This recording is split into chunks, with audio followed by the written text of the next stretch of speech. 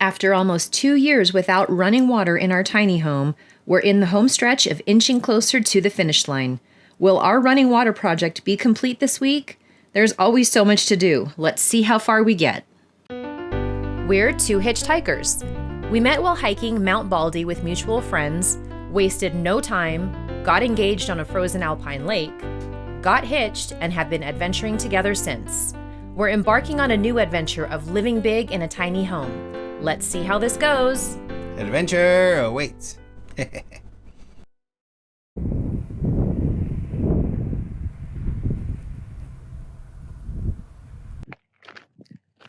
So last week I mentioned that there would be something that would be future Ruben and Natasha's problem. Well, we are now in that future, or that future is now present, however you want to say it. The point being is that the rain has stopped for about a day and a half now, so this is our sweet spot to flatten out our driveway, hopefully for the final time before we actually put gravel on it. So it's dry enough to where we're not going to make any more ruts, but it's also not too dry to where we can't actually do anything without a proper grader. So we're hoping this works.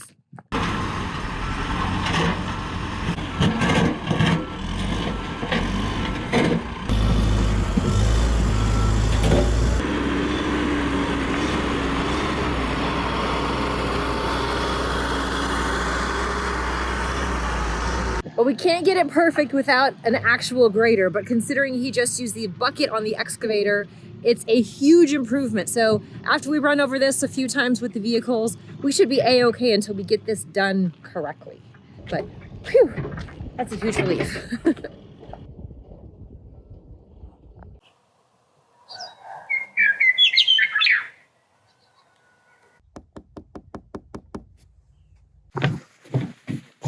Well, we finally have a fully sunny morning. It's been quite a few days since we've been able to have just the warm sunshine on us, and this is opportunity to get stuff done, right? So we still have a lot of grass. In fact, the grass has grown taller, and while we will have access to the tractor to cut all of this down, it's still a bit too early to actually use the tractor because we've had so much rain lately.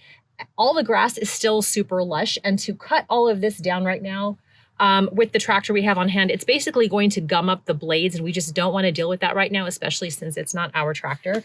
But I do need to cut down the grass, preferably now, because while it's still a bit chilly and cooler right now, we're going to hit the 80s probably starting this weekend, which means I need to think ahead because I'm going to be able to transplant those seedlings into the garden bed. Now, I will need some kind of a mulch on there to prevent any weeds from also taking root inside those garden beds. It'll just be less work for me in the long run. And instead of going out and buying mulch, which of course I can, we have plenty of material here. And that material is our grass. So it's perfectly fine for me to use our grass as long as it hasn't gone to seed yet. The minute it goes to seed and I use that as mulch, well, then I'm just introducing the seeds to the garden bed and I'm exacerbating that problem. But if I do it now, I'll be a-okay. So I want to go ahead and cut down a decent amount that I know I will need. And then maybe in a week or two, just depending on the conditions, we'll be able to utilize that tractor. And I'll likely still be able to use that, but I just want to make sure I have good mulch for those garden beds now. So I'm going to get going on this. So I'm a little low on the gasoline in here, so I'm going to top this off and get to work.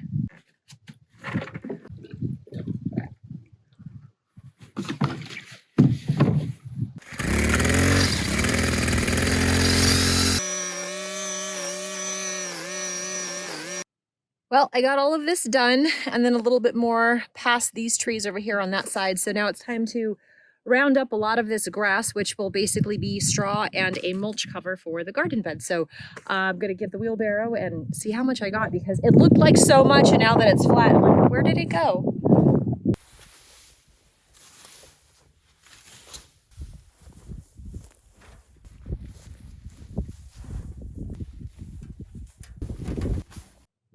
I still thought I would get a little bit more. I mean, this is not bad, but I cleared a section that's maybe 100 feet long by maybe 40 feet wide in total if you add it all together.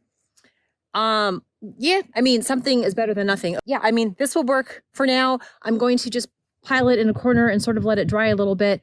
And then I'm going to utilize it hopefully in a few days once I get some seedlings planted.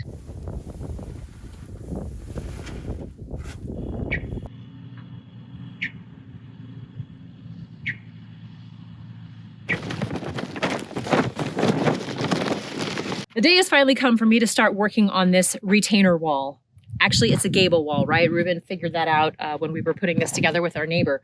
So before I start Tetrising all of the lava rocks together, which I still have to actually acquire and bring over here, the first line of business that we want to get done regarding this is to actually lay down some of this barrier paper. This is actually for a leach line, but the purpose is the same.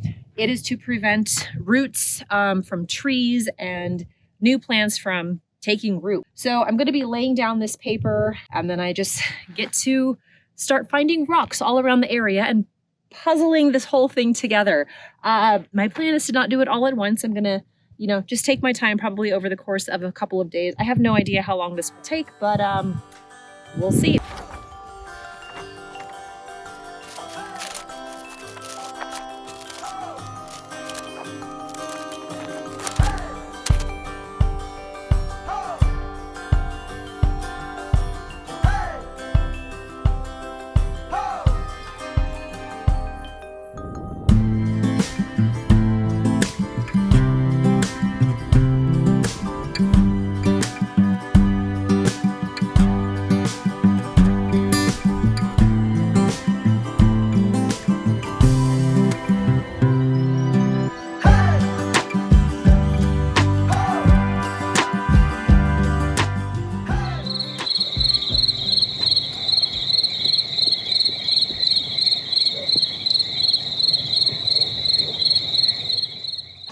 Well, we tried to get up in the middle of the night to catch some of the aurora activity, but got up too late and only got some pink skies. But hopefully we get some more activity tonight, and that would be awesome if we could capture something. But it is going to be in the 80s today.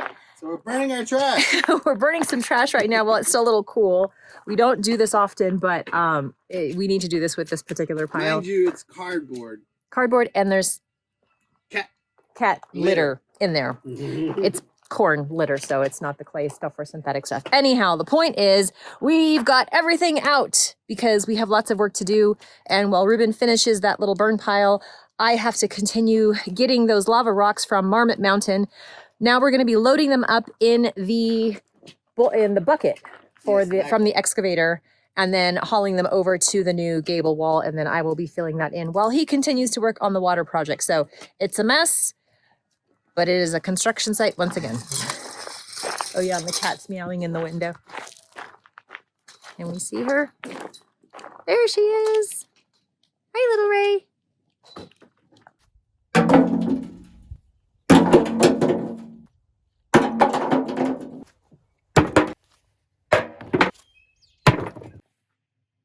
So this is what we refer to as Marmot Mountain. It's just a bunch of lava rocks that mostly were taken and uprooted from the pasture to make that area flat and relatively rock-free. Now, we ourselves did not move all of these here. This, for the most part, was entirely already built, I guess, when we acquired the land. But as we get rocks and we dump them here, call it Marmot Mountain, because the marmots hang out in here. Now we need these rocks, so we're moving them back. Well, I guess technically we're not moving them back because we don't want them in the pasture, but we're moving them again because I need these for that wall. And I'm going for this size of a rock right now because it's just easier to build rather than those giant size watermelon or larger size pieces, because I can't lift those over a 3-foot fence. So we're ready to take this over to the pile that I can use to pick these from to build that gable wall.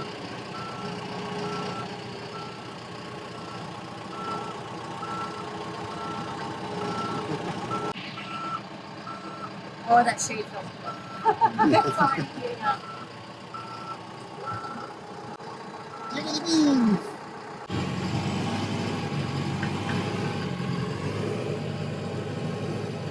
Oh, make Tasha harapan. Yeah.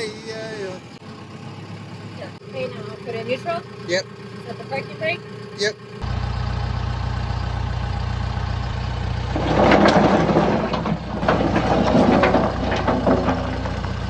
Just do that about 20 more times and you got all the rocks you need.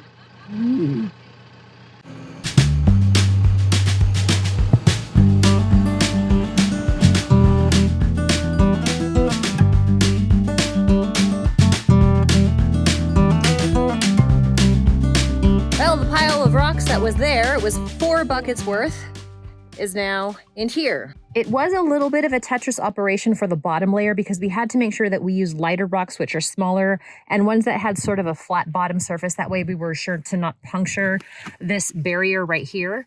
But now that we have all of those rocks inside, we've got some good decent sizes, we're able to get a little heavier. So we'll have to go back to Marmot Mountain and get a few more bucketfuls of those rocks. And I'm not sure if Ruben's plan is for me to go ahead and continue manually putting these in, or if they can be dropped in. I'm assuming you have to manually put them in, that way they fit a bit better, but we'll see.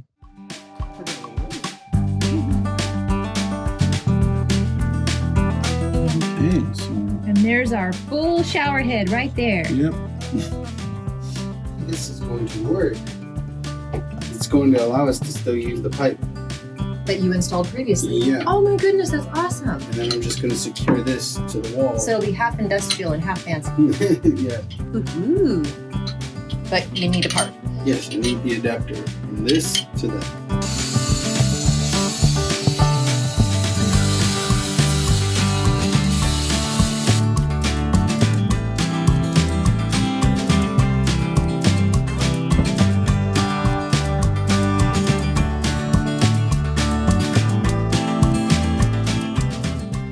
How high do you want it? Do you want it like pretty high, or do you want it Something that I can reach, that's all.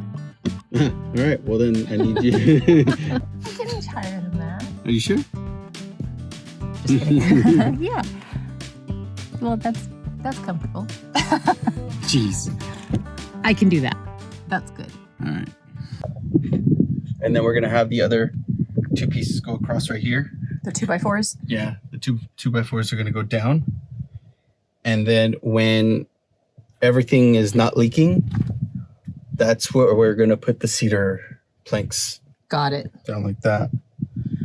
And in between is where the insulation's gonna be, so that none of this freezes. Okay, we are at 76.5. This was our shower when we first moved up here. If you remember when we first made our move, our shower solution was an outdoor shower among the trees. We actually loved it so much, we plan to incorporate something similar at the casita. It's taken a beating since then. Yeah. Our shower when we move it. So.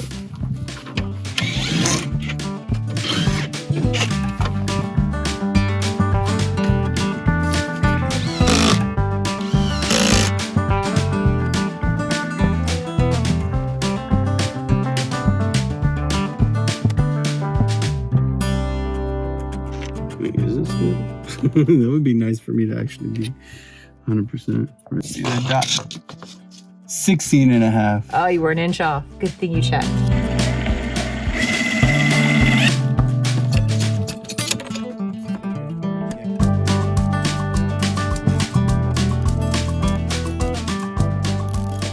All right, so once we have the planks in, they're going to butt up against here, and these spin. So this is gonna lock it up against the cedar planks. So once we got that going on. And then behind the cedar planks, this is where we're gonna do the spray foam to make sure that this doesn't have any winter issues. Correct. It might still have winter issues for all I know, but our freeze doesn't last that long. Yeah. So should be able to get away with the PEX. And it's not like we're gonna be taking showers out here when it's freezing anyway. Hey, who knows, man? That might be freaking more dirtier than you would be like, no, outside. This is true. You come I've home gotten pretty home gnarly. pretty bad.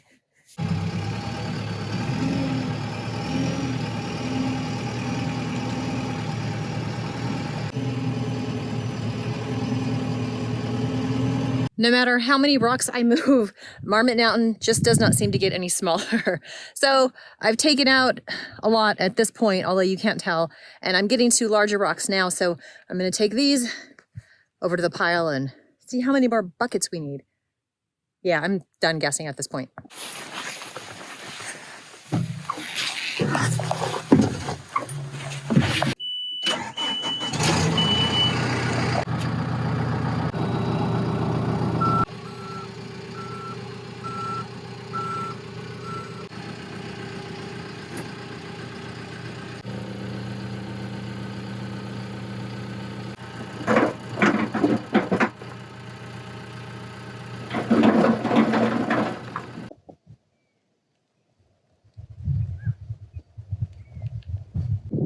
So I'm a little more than halfway done. This might take me the rest of the week.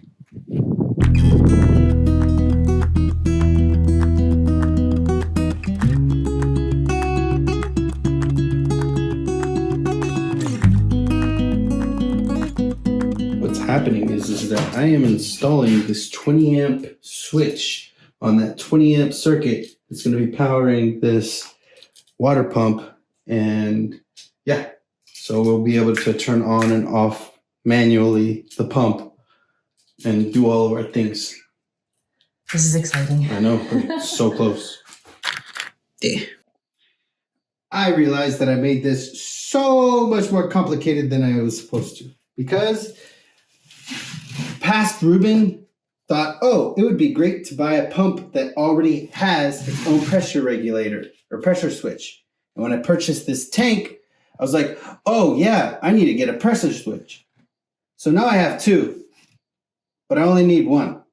So this guy is going to be left disconnected, and this guy is going to be connected doing what I needed to do.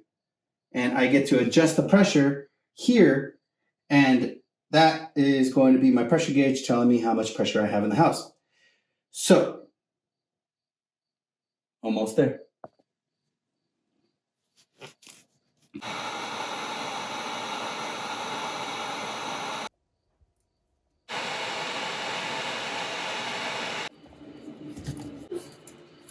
Turning on.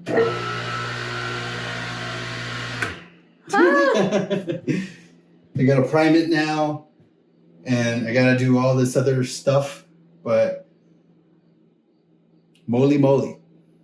Moly moly. Minus 9 watts. Minus 200 watts.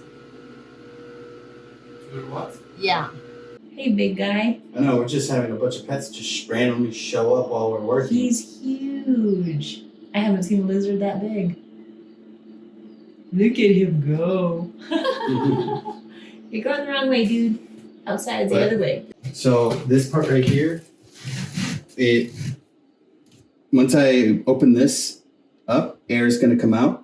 And once the air comes out, it's going to be water. And that is the air pocket in here escaping. So it's bleeding out the air. Putting this in. That was a cool test, scary test, but it worked. It went on. Yeah. It turned on the way that I wanted it to. And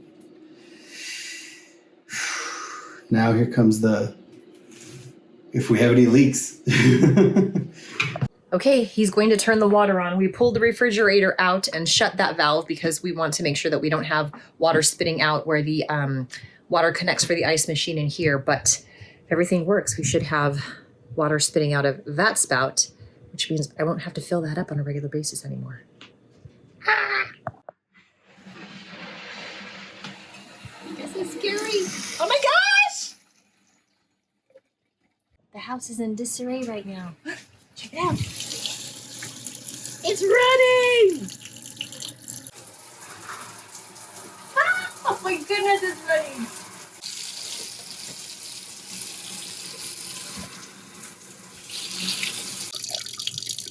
You've never seen running water, except from that spout. And this all is dry back here. That's good. Ah, look, we have cat toys in here. Our favorite are these wine foil caps and some fridge dust. Here, fine. Don't see any drips. Let's see what the shower does. So this water is when you turn the shower on here. Yeah. This is insane. This is insane, love. Cool. No leaks there. No leaks. Hot water line is fine. My pressure pump is hammering though, and that needs to stop.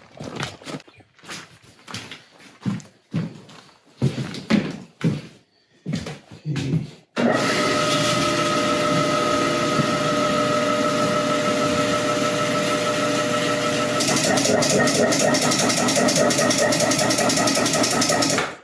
Is that what you mean by hammering? Yeah, but we're at 40 psi again. Now let's check all this. The hot water lines, I don't see any obvious leaks.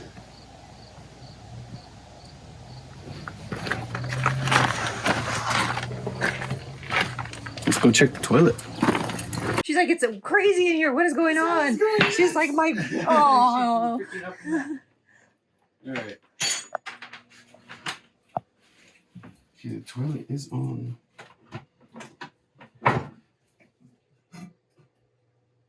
It's full.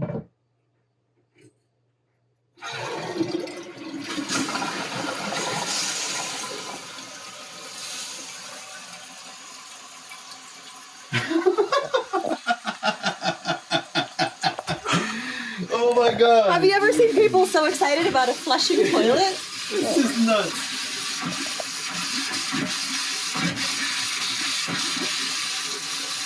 Oh my god. Why does it sound like that? Because of the air bubbles in the system. I guess the reason why the system is hammering is because it has air in the system, so it's doing that. So we gotta bleed all the air out. Okay, that is bled. Let's close this off. Nice and tight. Nice and tight. Open all the way.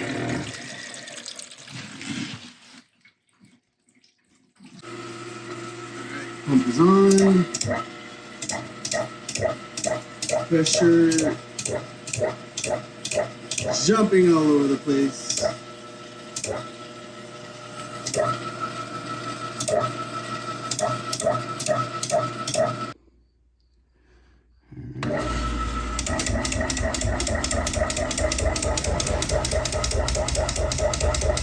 Pressure's bouncing all over the place. Percentage. 97%. But don't forget, I've got the convection oven on too. It'll be on for another 10 minutes.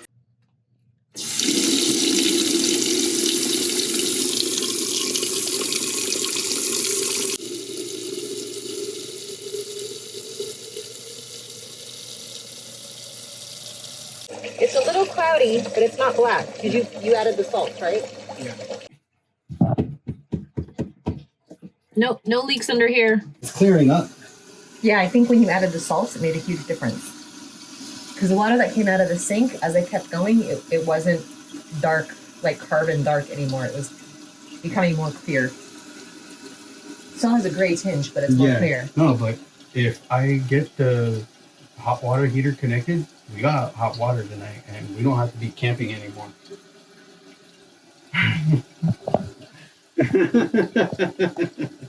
This is nuts. This is seriously nuts. This is nuts. You did it. Love, you did this. You did this. You're amazing. Can you run the sink? Oh, why am I walking outside? And the shower at the same time.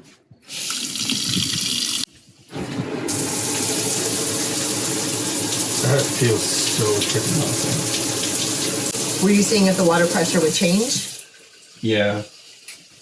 And so far I don't see anything crazy.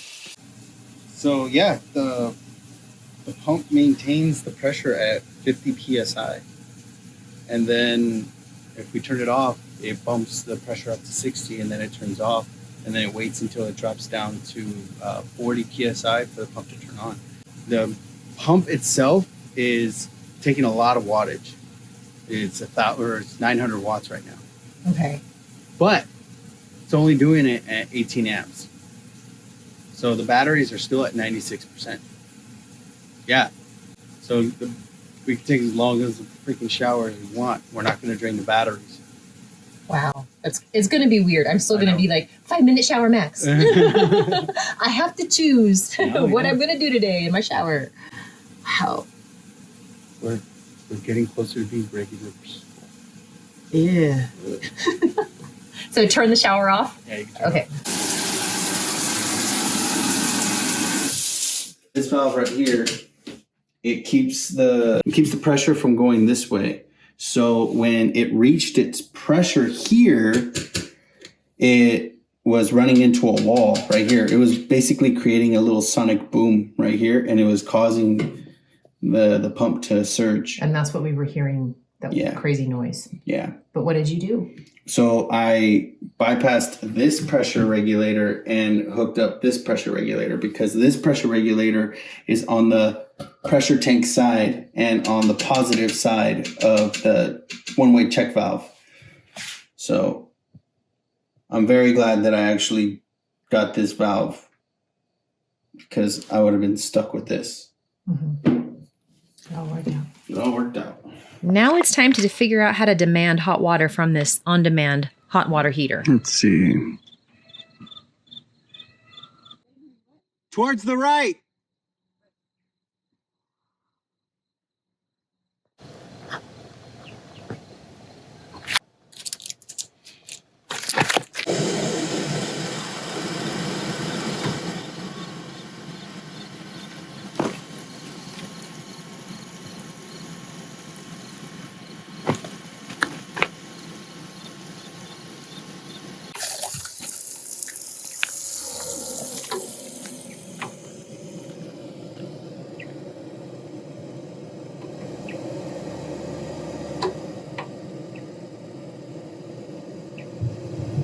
It's on. It is on. We have hot water, hot running water. We have hot running water. One more time. It's running. Oh my God.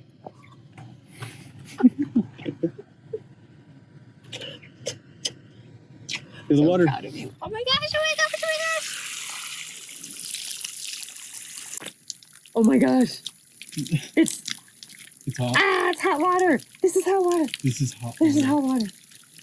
It's not coming out with the carbon filter color anymore. It's not.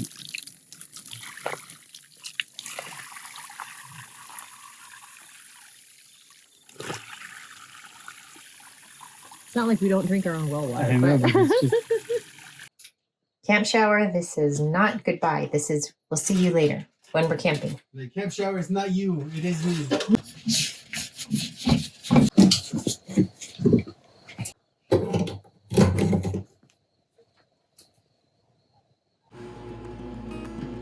It's official, everyone.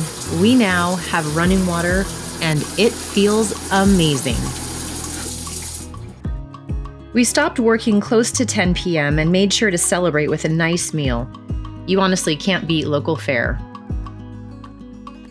And yes, we have running water, but as you see, there is still so much to do and button up around here. Like finishing the lines for the washer and dryer, cleaning up the exterior and housing everything properly, sanding the cedar we're restoring for the outdoor shower, building a proper platform and enclosure for the outdoor shower, finishing the sink and the shed, backfilling all of the trenches, properly securing and burying lines, finishing the gable wall, and overall cleanup so that we can then focus on all of the other projects waiting for us. We've been without running water for close to 2 years now. Although it wasn't exactly convenient, we got very accustomed to life that way.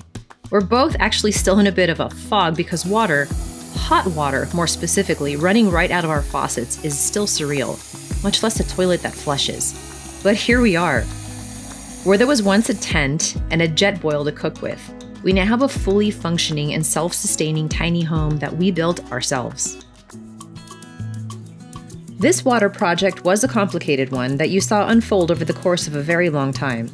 If you'd like to see an episode where we cover how it all connects together, let us know in the comments below. Well, family, that's a wrap for this week. Phew! If you enjoyed this or got something out of this, please like the video. It really does help the algorithm. And if you're new here, thanks for stopping in. Consider subscribing and see what we have in store for this tiny homestead adventure of ours. Thanks for watching, and we'll see you next week.